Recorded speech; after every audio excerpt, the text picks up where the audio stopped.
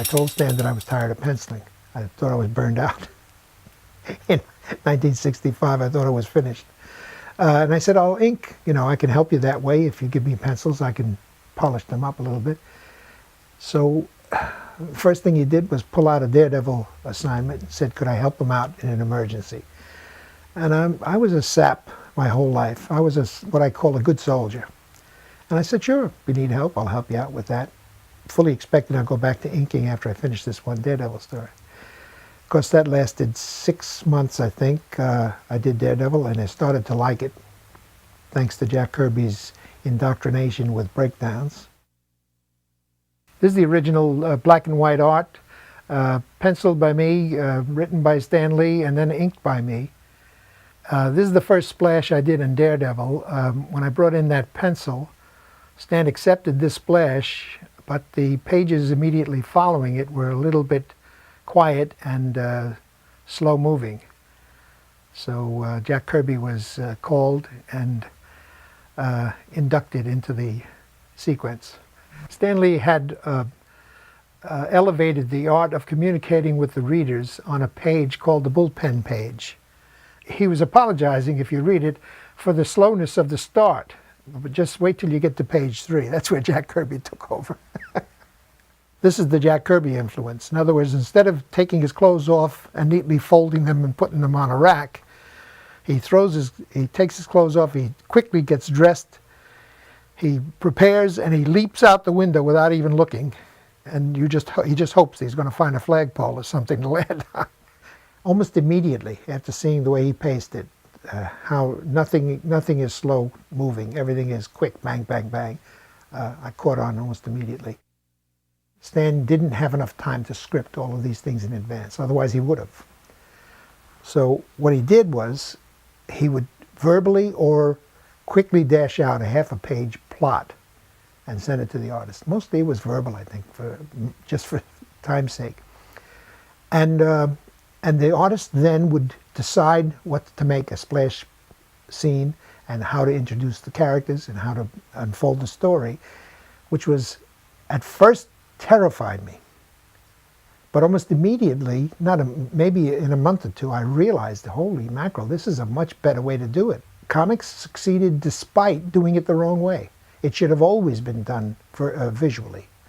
Once we made it a visual medium, two things happened.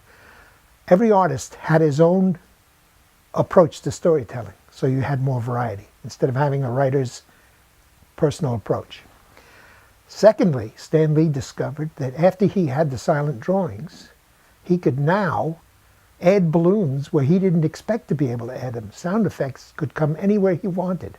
So he gained freedom. We gained freedom, albeit we gained a lot of time-consuming responsibility, but it also was much more gratifying, and we were able to put our stamp on the thing, and it was wonderful. If anything made comics boom, I think it was that accident of expediency. The Kingpin is my favorite creation. Stan's procedure used to be, he would leave me a little card on my drawing table saying next month the character is going to be called the Kingpin. That's all.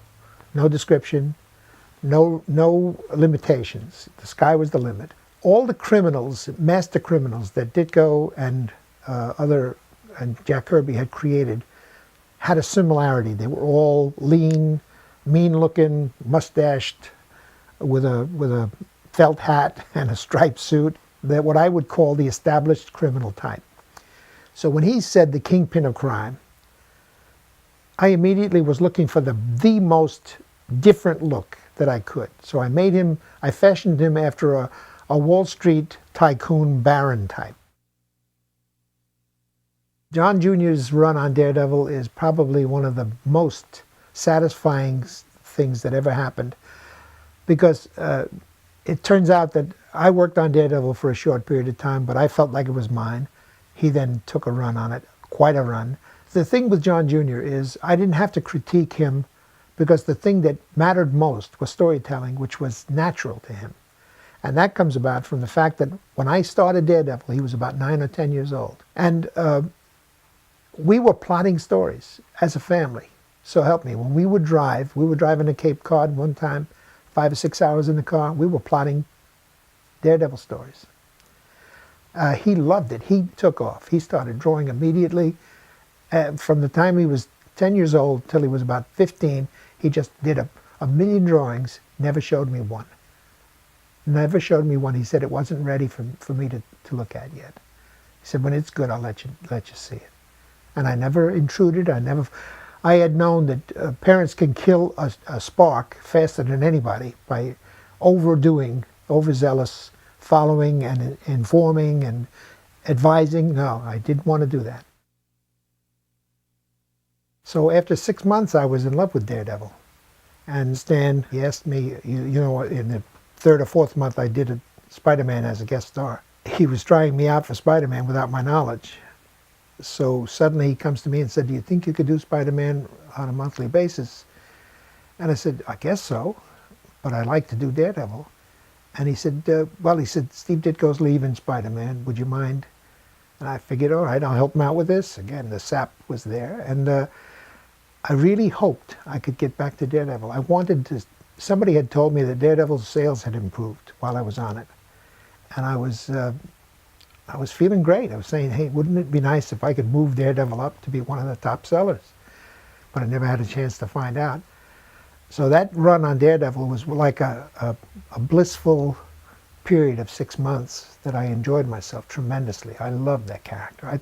I still to this day think Daredevil's the best character Marvel has.